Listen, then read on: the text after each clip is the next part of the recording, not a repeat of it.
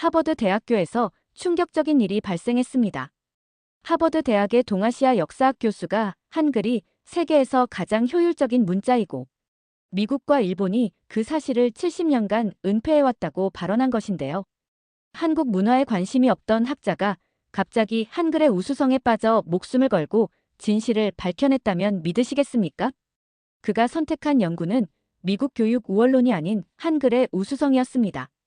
국립문서보관소에서 논문 자료를 찾던 중 미국과 일본이 한글의 우수성을 70년 동안 숨겨왔다는 충격적인 사실을 발견했습니다. 미국에서 배척받던 그가 왜 한글의 진실을 밝히는데 인생을 걸었을까요? 그 답을 지금부터 이야기해 보겠습니다. 저는 마이클 한이라고 합니다. 하버드 대학교 동아시아 역사학과 교수로 일하고 있죠. 한국계 미국인이지만 사실 저는 태어나서 자란 곳이 미국이라 한국어도 잘 못하고 한국 문화에 관심도 없었습니다. 부모님은 한국 이민자이셨지만 저는 철저하게 미국식 교육을 받으며 자랐어요. 항상 미국이 기회의 땅이라 생각했죠. 여러분은 지금까지 미국식 교육이 최고라고 배워왔을 겁니다. 그런데 만약 그게 사실이 아니라면요? 충격적이지 않나요?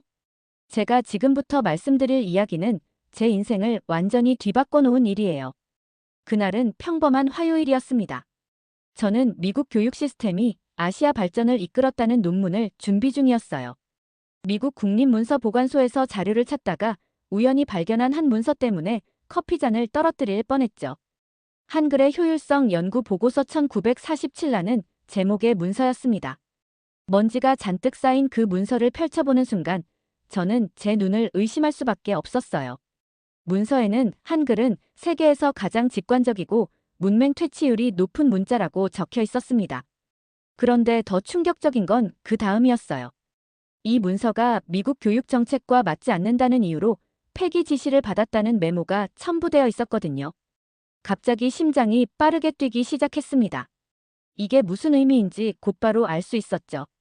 지금까지 우리는 한국이 미국식 교육 덕분에 발전했다고 배워왔어요. 저도 그렇게 가르쳐왔고요. 그런데 정말 그럴까요? 한글이 정말로 세계에서 가장 과학적인 문자인데 그 연구 결과가 70년 동안 은폐되었다면 어떤 의미일까요? 왜 미국과 일본은 이 연구 결과를 숨겼을까요? 다음 날 아침, 저는 문서보관소로 다시 달려갔어요. 그런데 놀랍게도 어제 본 그 문서가 사라져 있었습니다. 사서에게 물어봤지만 그런 문서는 없었다고 하더군요.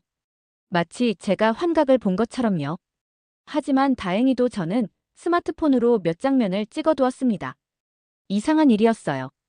누군가 이 문서를 숨기려 한다는 느낌이 들었죠. 저는 연구를 더 진행하기 위해 한국학 전문가의 의견이 필요했어요. 하지만 문제가 있었습니다. 제가 찾아가야 할 사람이 학내에서 가장 만나기 싫은 사람이었거든요. 이정우 교수, 63세의 한국학 전문가였습니다. 이정우 교수는 항상 저를 볼 때마다 한국계면서 한국에 관심이 없다며 비꼬는 말을 했어요. 하지만 선택의 여지가 없었죠. 이정우 교수의 연구실 문을 두드렸을 때 그는 놀란 표정을 감추지 못했습니다. 마이클 교수, 웬일이래? 저는 그에게 발견한 문서에 대해 설명했어요. 처음에는 반신반의하는 표정이었지만 제가 찍은 사진을 보여주자 그의 눈이 커졌습니다. 이건 대단한 발견이네요. 한글은 단순한 문자가 아니라 과학적으로 설계된 체계예요. 이정우 교수가 설명하기 시작했습니다. 세종대왕이 만든 한글은 발음기관의 모양을 본떠서 만들었다고 하죠. 그래서 배우기 쉽고 효율적이에요. 저는 여전히 의심이 가득했어요. 그건 민족주의적 과장 아닙니까? 모든 나라가 자기 문화를 최고라고 하잖아요. 제 말에 이정우 교수는 한숨을 쉬었습니다. 마이클, 당신은 한국계면서 왜 이렇게 한국 문화에 부정적인가요? 문서를 봤잖아요. 과학적 연구 결과가 있다고요. 다음 날 아침 일찍 저는 국립문서보관소로 다시 향했어요. 이번엔 좀 더 깊게 파고들 작정이었습니다. 서고 깊숙한 곳을 뒤지던 중 운 좋게도 1947년 미군정 교육 보고서를 발견했습니다. 그리고 거기서 충격적인 내용을 읽게 됐어요. 미군정은 한국어, 영어, 일본어 학습 비교 연구를 실시했다는 거였죠. 그런데 결과가 정말 놀라웠습니다. 한글을 배운 시험 대상자들은 단 2주 만에 70%의 문장을 읽을 수 있게 됐다는 거예요. 반면 영어는 6개월, 일본어는 3개월이 걸렸다고 합니다. 더 충격적인 문서를 발견했어요.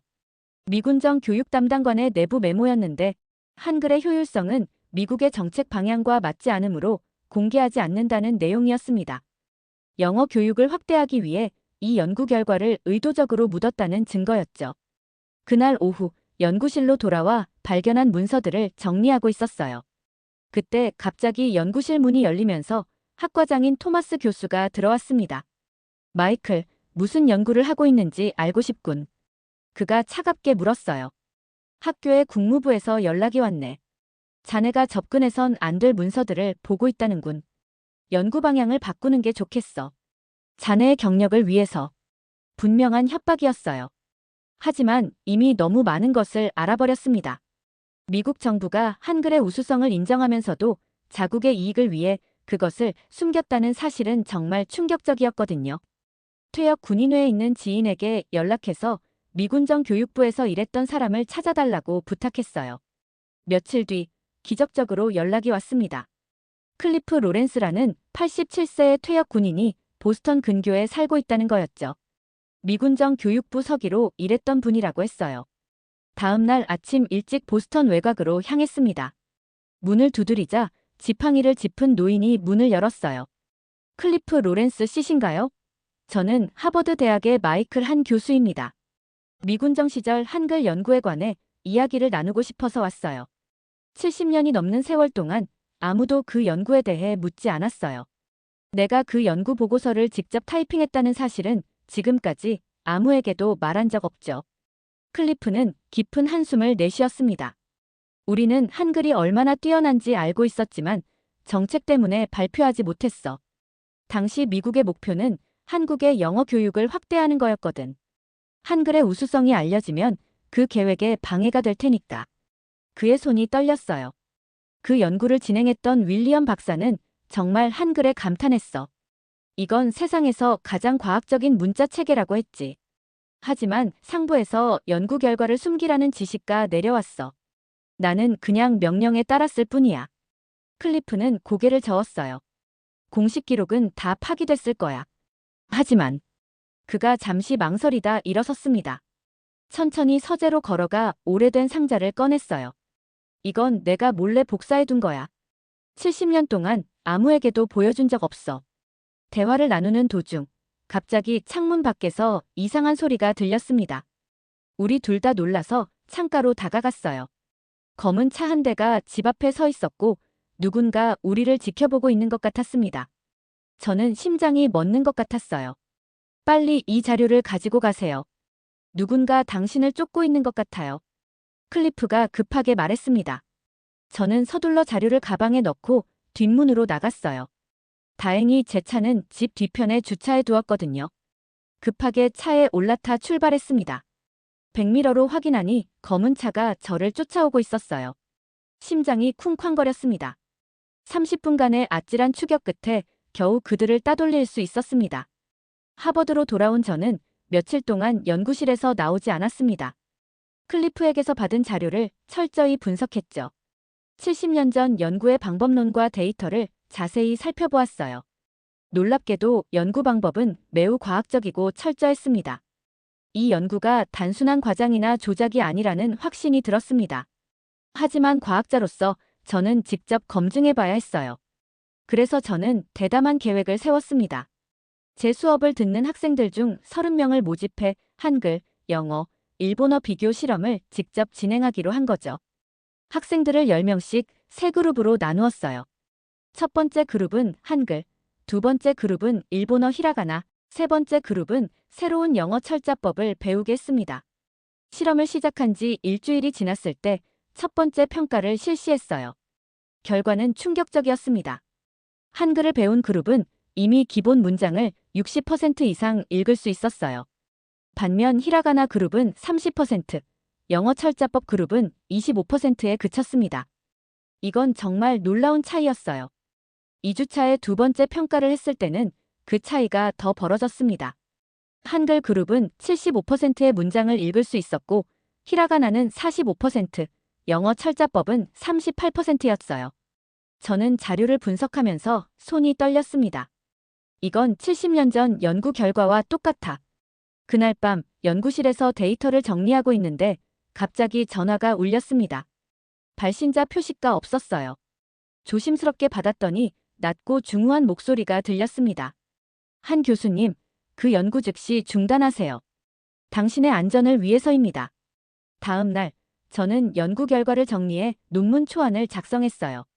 제목은 은폐된 진실 한글의 과학적 우수성과 미국의 교육 정책이었습니다. 이 논문이 발표되면 큰 파장이 일 것이 분명했어요. 하지만 저는 진실을 세상에 알릴 의무가 있다고 생각했습니다. 논문이 거의 완성되어 갈 무렵 갑작스러운 방문객이 찾아왔습니다. 제 연구실 문을 두드린 사람은 자신을 미 국무부 요원 클레이턴이라고 소개했어요. 키가 크고 어깨가 넓은 그는 차가운 눈빛으로 저를 응시했습니다. 한 교수님, 저희가 조사한 바로는 당신이 민감한 국가 문서를 불법적으로 접근했더군요. 그의 목소리는 매우 공식적이었어요. 해시태그 2부. 당신이 보고 있는 문서는 국가 안보와 관련된 자료입니다. 즉시 모든 복사본을 폐기하셔야 합니다. 저는 순간 어떻게 대응해야 할지 몰랐어요. 이건 명백한 협박이었습니다. 그 문서들이 어떻게 국가 안보와 관련이 있죠? 그건 단지 언어 학습에 관한 연구일 뿐인데요. 제가 반문했어요. 한 교수님, 우리는 당신의 경력이 망가지는 걸 원치 않습니다. 하지만 계속 이 일을 진행한다면. 그는 말끝을 흐렸지만 의미는 분명했어요. 저는 위협받고 있었습니다. 그날 밤 대학에서 이메일이 도착했어요. 제 연구 지원금이 갑자기 중단되었다는 내용이었습니다. 이유는 연구 방향이 초기 제안서와 맞지 않음이라고 했어요. 명백한 압박이었죠. 게다가 학과 동료들도 저를 피하기 시작했습니다. 복도에서 마주치면 인사도 없이 지나가거나 회의에서 제 의견은 무시당했어요. 마치 제가 전염병에 걸린 것처럼 대했습니다. 집에 돌아와 아내에게 상황을 설명했어요. 아내는 걱정이 가득한 얼굴로 말했습니다. 여보, 이 연구를 계속하면 당신 인생이 무너질 수도 있어요. 우리 가족을 생각해봐요. 알아. 하지만 나는 진실을 외면할 수 없어. 제가 대답했습니다. 그때 딸 미셸이 거실로 들어왔어요. 25살인 미셸은 법학 전문대 학원 학생이었습니다. 아빠, 무슨 일이에요? 요즘 너무 무거워 보여요. 저는 딸에게도 모든 이야기를 털어놓았어요. 미셸은 잠시 생각하다가 말했습니다. 아빠, 이건 단순한 학술 문제가 아니에요. 정치적인 문제예요. 정말 위험해요. 아빠는 항상 미국이 최고라고 말했잖아요. 한국에 대해서는 별로 관심도 없었고. 왜 갑자기 이런 위험을 감수하는 거예요? 그녀의 질문에 저는 잠시 말문이 막혔습니다. 그리고 제 서재로 들어가 오래된 상자 하나를 꺼냈어요.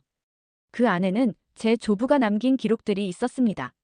조부는 한국 전쟁 참전 용사였어요. 이거 봐, 미셸. 내 할아버지는 한국 전쟁에 참전했어. 그리고 그는 항상 진실은 어떤 대가를 치르더라도 지켜야 한다고 말씀하셨지. 한국 사람들은 우리 할아버지 같은 미국인들 덕분에 자유를 얻었어. 그런데 우리가 그들의 문화적 자부심까지 훼손했다면 그건 진정한 도움이 아니야. 그날 밤 한국의 서울대학교에서 이메일이 왔어요. 그들은 제 연구에 관심을 보이며 강연을 요청했습니다. 저는 즉시 수락했어요. 미국에서는 박해받고 있었지만 한국에서는 내 연구가 가치 있게 여겨진다는 사실이 큰 위안이 되었습니다. 하지만 서울로 떠나기 전날 밤 집 앞에 주차해둔 제 차가 완전히 부서져 있었어요. 누군가 고의로 망치로 내 차를 부순 것 같았습니다. 유리창은 깨지고 타이어는 찢겨 있었죠. 그리고 앞 유리에는 경고 메시지가 붙어 있었습니다. 한국에 가지 마라. 가족들은 공포에 떨었어요. 아내는 울면서 말했습니다. 제발 그만해요. 우리 가족이 위험해요. 저도 무서웠습니다. 하지만 이제 와서 물러설 수는 없었어요. 내가 이 진실을 밝히지 않으면 또 다른 70년 동안 묻혀 있을 거야. 나는 가야 해. 딸 미셸이 갑자기 제 손을 잡았어요. 그럼 저도 같이 갈게요. 아빠 혼자 둘 수 없어요. 우리는 다음 날 함께 한국으로 떠났어요. 비행기에 오르면서 저는 불안했습니다. 정말 이 모든 위험을 감수할 가치가 있는 일인지 의문이 들었어요. 하지만 조부의 말씀이 계속 제 머릿속에 맴돌았습니다. 진실은 어떤 대가를 치르더라도 지켜야 한다. 인천국제공항에 도착했을 때 저는 긴장으로 온몸이 굳어 있었습니다. 정말 미국 정부가 여기까지 쫓아올까 걱정했거든요. 하지만 공항에서 우리를 맞이한 건 서울대학교 한국어학과 김윤서 교수였어요. 그녀는 따뜻한 미소로 우리를 반겨주며 말했습니다. 한 교수님, 마침내 뵙게 되어 영광입니다. 교수님의 연구는 우리에게 정말 중요한 의미가 있어요. 다음 날 아침, 서울대학교 대강당은 사람들로 가득 찼습니다. 저는 무대 위에 서서 떨리는 마음으로 강연을 시작했어요. 저는 오늘 70년 동안 숨겨져 온 진실에 대해 이야기하려 합니다. 이 시간 동안 저는 제가 발견한 모든 연구 결과와 직접 수행한 실험 데이터를 공개했어요. 한글의 과학적 우수성과 미국과 일본이 이를 의도적으로 숨겨왔다는 증거들을 하나하나 제시했습니다. 강연이 끝났을 때 강당에는 잠시 정적이 흘렀어요. 그리고 갑자기 우레와 같은 박수 소리가 터져 나왔습니다. 질의응답 시간에 한 학생이 물었어요. 교수님, 미국인이면서 왜 이런 연구를 하게 되셨나요? 특히 미국 정부의 압박을 받으면서까지요. 저는 잠시 생각하다 대답했습니다. 저는 오랫동안 스스로를 미국인으로만 여겼어요. 한국계라는 사실은 그저 제 이름에 남아있는 흔적일 뿐이었죠. 하지만 이 연구를 통해 저는 진실이 얼마나 중요한지 깨달았습니다. 미국에서는 저를 배척했지만 여기 한국에서는 환영받고 있어요. 이것이 바로 제가 이 연구를 계속하는 이유입니다. 강연 일정 중 가장 의미 있었던 건 세종대왕 기념관 방문이었어요.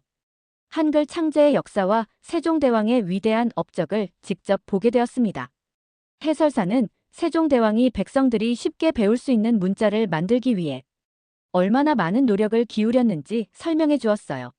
세종대왕은 백성을 가르치는 것이 나라를 다스리는 근본이라고 말씀하셨습니다. 한글은 단순한 문자가 아니라 모든 사람이 지식에 접근할 수 있게 한 혁명적인 발명이었죠. 그 말을 듣는 순간 제 눈에서 눈물이 흘렀습니다. 제가 지금까지 무엇을 위해 싸워왔는지 더 명확히 깨달았어요. 이건 단순히 한글의 우수성을 인정하는 문제가 아니었습니다. 모든 사람이 평등하게 지식에 접근할 수 있는 권리, 그것이 세종대왕의 진정한 꿈이었고 그 꿈이 숨겨진 것이었죠. 기념관을 나오는 길에 문득 핸드폰이 울렸어요. 발신자 표시가 없었지만 저는 받았습니다. 한 교수님, 저는 미국 대사관에 왓슨입니다. 내일 아침 대사관으로 와주셨으면 합니다. 다음 날 아침, 미셸과 함께 미국 대사관을 찾았어요. 우리는 철저한 보안 검색을 받은 후 회의실로 안내됐습니다. 거기엔 미국 대사와 함께 낯익은 얼굴이 있었어요. 국무부 요원 클레이턴이었습니다. 한 교수님, 먼저 사과드립니다. 대사가 말했어요. 당신의 연구는 우리에게 큰 충격을 주었습니다.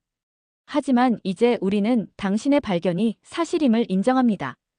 클레이턴이 이어서 말했어요. 70년 전 연구를 숨긴 건 당시 냉전 상황에서 미국의 문화적 우월성을 유지하기 위한 결정이었습니다. 하지만 이제는 그런 정책이 더 이상 유효하지 않다고 판단했습니다. 저는 믿을 수 없었어요. 그럼 이제 어떻게 되는 건가요? 우리는 당신에게 한미교육협력위원회의 자문위원 자리를 제안하고 싶습니다. 당신의 연구가 두 나라 사이의 문화적 이해를 높이는데 큰 역할을 할 수 있을 거라고 생각합니다. 대사관을 나오면서 저는 복잡한 감정에 휩싸였습니다. 미국 정부가 갑자기 태도를 바꾼 것이 의심스러웠지만 동시에 제 연구가 인정받게 된 것은 기뻤어요. 아빠, 정말 승리한 거예요.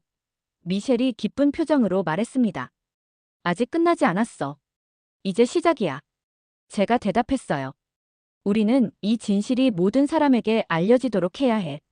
한국에서의 마지막 날, 우리는 한강변에서 산책했습니다. 강 건너편으로 보이는 서울의 화려한 야경을 바라보며 저는 생각했어요. 미국에서는 배척당했지만 한국에서는 환영받았다. 그리고 결국 진실은 빛을 보게 되었다. 제 인생에서 가장 의미 있는 순간이었습니다. 아빠, 우리 한글 배워볼까요? 미셸이 갑자기 물었어요. 그래, 배워보자. 세계에서 가장 과학적인 문자라면서. 우리는 함께 웃었습니다. 그날 밤, 저는 일기를 썼어요. 오늘 나는 평생 처음으로 내 두 나라, 미국과 한국 사이에서 평화를 찾았다. 진실을 찾아가는 여정은 끝나지 않았지만, 이제 나는 내가 누구인지 더 잘 알게 되었다. 미국으로 돌아온 후, 저는 바로 논문 출판 작업에 착수했습니다. 한국에서의 경험은 저에게 엄청난 자신감을 주었어요. 이제 저는 확신했습니다. 이 진실이 세상에 알려져야 한다고요. 논문 제목은 70년의 침묵 한글의 과학적 우수성과 은폐된 역사로 정했습니다. 모든 연구 자료와 증거들을 철저히 정리해서 제출했어요. 하버드로 돌아왔을 때 분위기는 완전히 달라져 있었습니다. 제가 한국에서 큰 주목을 받았다는 소식이 이미 퍼져 있었거든요. 이전에 저를 피하던 동료들이 이제는 호기심 어린 눈빛으로 저를 바라봤어요. 학과장 토마스 교수도 저를 불러 말했습니다. 마이클, 자네 연구가 정말 흥미롭더군. 왜 진작 이야기해주지 않았나? 그의 태도에 화가 났지만 저는 참았어요. 연구가 완성되기 전에 공개하고 싶지 않았습니다. 제 논문이 출판되자 학계에 큰 파장이 일었습니다. 처음에는 회의적인 반응도 많았어요. 미국이 정말 그런 연구를 은폐했을까? 한글이 정말 그렇게 우수한가? 같은 의문들이 제기됐습니다. 하지만 제가 제시한 증거들은 너무 명확했어요.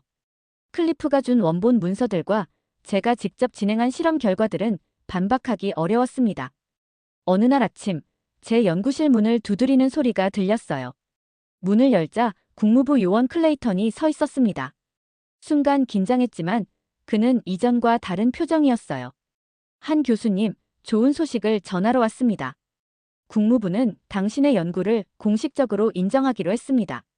더 이상 압박은 없을 겁니다. 믿기지 않았어요. 무슨 일이 있었나요? 제가 물었습니다. 당신의 연구가 너무 주목받다 보니 계속 숨기는 것이 오히려 더 큰 문제를 일으킬 것 같았습니다. 그리고 그가 잠시 망설이다 계속했어요.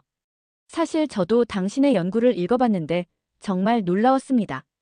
한글이 그렇게 과학적인 문자인지 몰랐어요. 클레이턴이 떠난 후 저는 창가에 서서 캠퍼스를 내려다보았습니다. 지난 몇 개월간의 여정이 주마등처럼 스쳐 지나갔어요.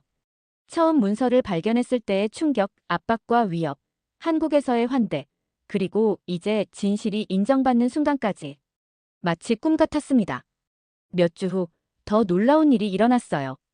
미 국무부는 저를 한미교육협력위원회의 자문위원으로 공식 초청했습니다. 그들은 제 연구를 바탕으로 양국의 교육협력 방안을 새롭게 모색하고 싶다고 했어요. 이건 정말 예상하지 못한 일이었습니다.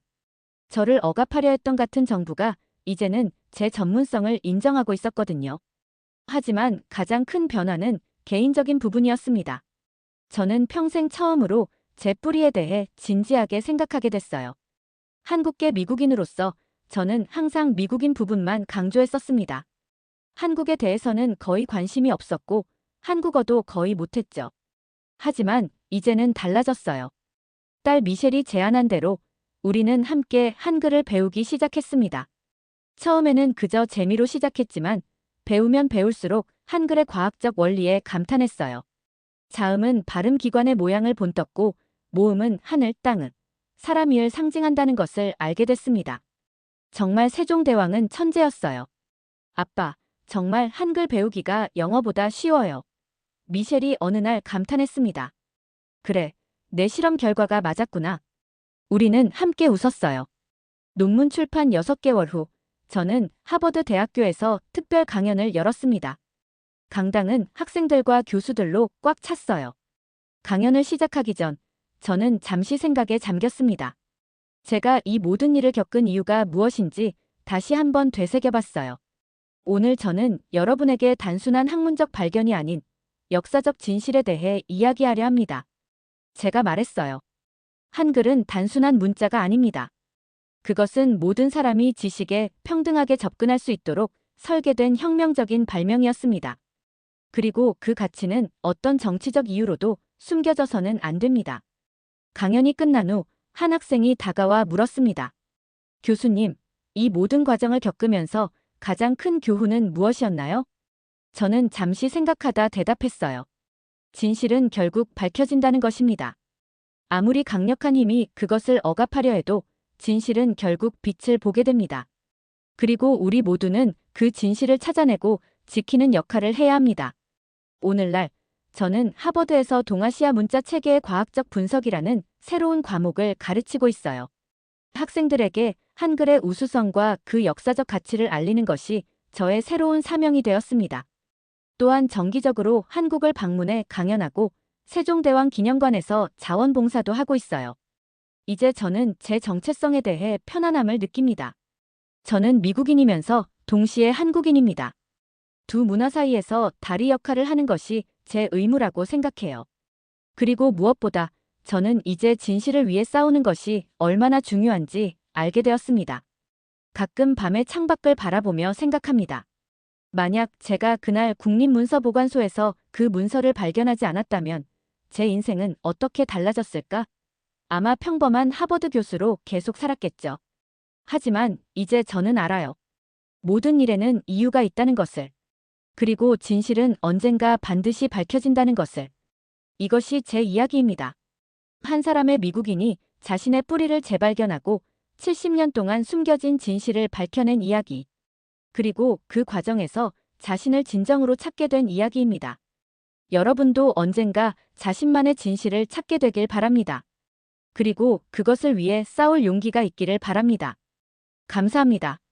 여러분, 마이클 한 교수의 이 놀라운 사연 어떠셨나요? 한글의 우수성이 70년간 은폐됐다는 충격적인 진실, 그리고 그 진실을 찾아 위험을 무릅쓰고 싸운 한국계 미국인의 용기. 세종대왕의 위대한 발명품인 한글은 단순한 문자가 아니라 과학적으로 설계된 최고의 문자 체계였네요. 이제는 세계가 인정한 한글의 우수성, 우리가 더 자랑스럽게 느껴야 할 우리의 보물이 아닐까 싶습니다. 오늘도 대한민국의 우수성을 전 세계에 알린 마이클 한 교수에게 깊은 감사를 전하며 다음 사연으로 찾아뵙겠습니다.